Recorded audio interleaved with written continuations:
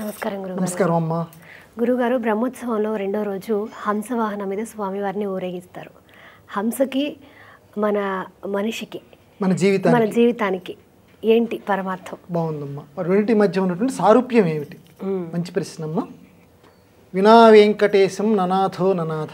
హంస దిబ్బలు వెట్టుచు తేలినదిదివో ఉబ్బు నీటిపై ఒక హంస.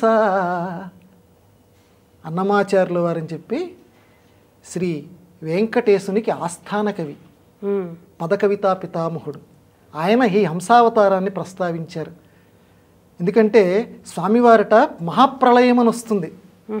అయిన తర్వాత ఆ నీటి మీద తేలుతుంటట. ఎట్లా చిన్న కృష్ణుడు అవతారంలో, బాలకృష్ణ అవతారంలో కరారవిందేన పదారవిందం ముఖారవిందే వినివేశయంతం వటస్య పత్రస్య పుటేశయానం బాలం ముకుందం మనసా స్మరామి. ఆ మర్రి ఆకు మీద మొత్తం నీళ్ళేటమ్మా. 7 తాటి చెట్ల ఎత్తు నీళ్లు. ఈ మధ్య వరదలు కూడా చూసాం కదా మనం. ఈ మాత్రం దానికి అందరం బెదిరిపోయాం.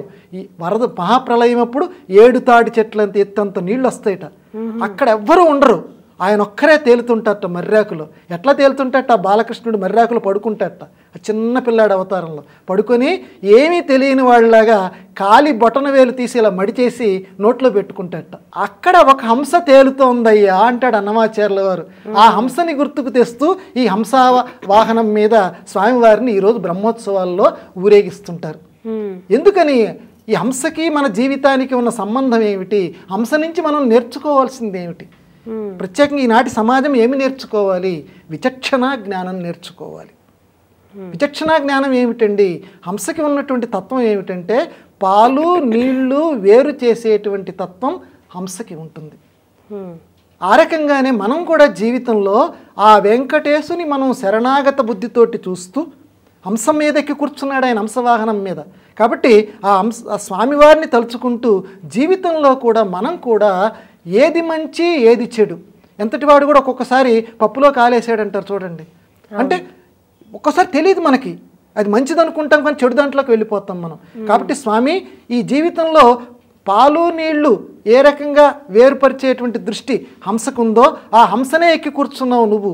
కాబట్టి నువ్వు మాకు ఈ జీవితంలో మంచి చెడు ఏదో విచక్షణ జ్ఞానంతో మేము పరిశీలించే శక్తిని మాకు అనుగ్రహించి మంచిని మాత్రమే మేము ఆచరించేటట్లు నువ్వు చేయవలసింది అని స్వామివారిని వేడుకోవటానికి హంసవాహనం మీద మనందరం చూసేటువంటి అదృష్టాన్ని ఆ వెంకటేశుడు మనందరికీ కలిగించాడు. ఈ బుద్ధి, స్మృతి అని రకరకాల పదాలు ఉన్నాయి. వీటిని గురించి మనం చాలా ఎందుకంటే మంచి చెడుల యొక్క యుక్తాయుక్త విచక్షణ జ్ఞానం. ఇప్పుడు స్మృతిర్వ్యతీత విషయ మతి రాగామి గోచర బుద్ధిస్తాత్కాలికీ జ్ఞేయ ప్రజ్ఞాత్రైకాలికీ మత అని ఒక మాట ఉందమ్మా. అంటే వాడు ప్రజ్ఞావంతుడురా అంటుంటాం. ప్రజ్ఞావంతుడు అంటే ఏంటమ్మా? 3 రకాలు కలిస్తే వాడు ప్రజ్ఞావంతుట.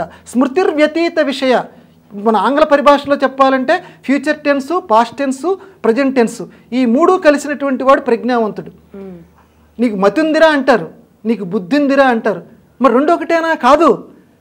స్మృతి అంటే గడిచిపోయినటువంటిది, పాస్ట్ టెన్స్, భూతకాలం. మతి రాగామి గోచర, జరగబోయేటువంటి విషయాలను చెప్పేటువంటిది మతి.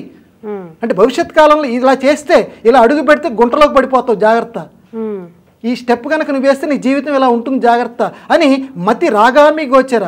బుద్ధి తాత్కాలికీ జ్ఞేయ, వర్తమాన కాలంలో ఏది చెయ్యాలి ఏది చేయకూడదు అనేటువంటి విచక్షణ జ్ఞానం ఇచ్చేది బుద్ధి. ఈ 3 కలిస్తే ప్రజ్ఞావంతుడు. ఆ బుద్ధి హంసకి సంబంధించినటువంటిది.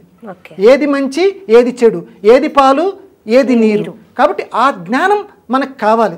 ఆ జ్ఞానం ఇప్పించేటువంటిది హంస.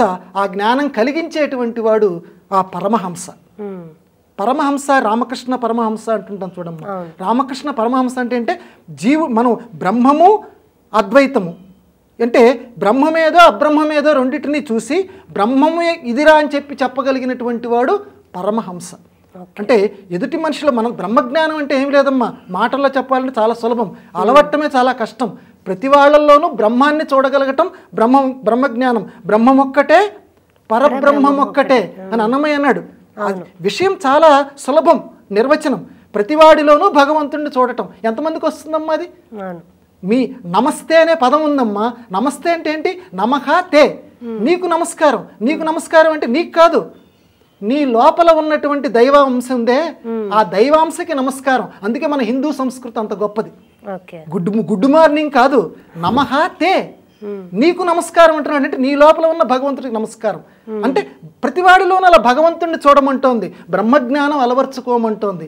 ఆ రకంగా చూడగలిగిన వాళ్ళు పరమహంసలు అవుతున్నారు, చూడలేని మనం ఇంకా ఈ రకంగా ఉంటున్నాం. కాబట్టి మనందరం కూడా ఆ బ్రహ్మజ్ఞానం నేర్చుకోవాలి. ఆ బ్రహ్మత్వం మన ప్రతి వాళ్ళలోనూ చూడగలిగేటువంటి లక్షణం మనందరికీ ఈ హంసవాహన ఆరూఢుడైనటువంటి శ్రీ వెంకటేశుడు కలిగించాలి అని చెప్పి ఈ వాహన ప్రారంభ వేళ, ఈ వాహన దివ్యోత్సవ వేళ ఆ స్వామివారిని మనసారా ప్రార్థిద్దాం. ఓం నమో వెంకటేశాయ.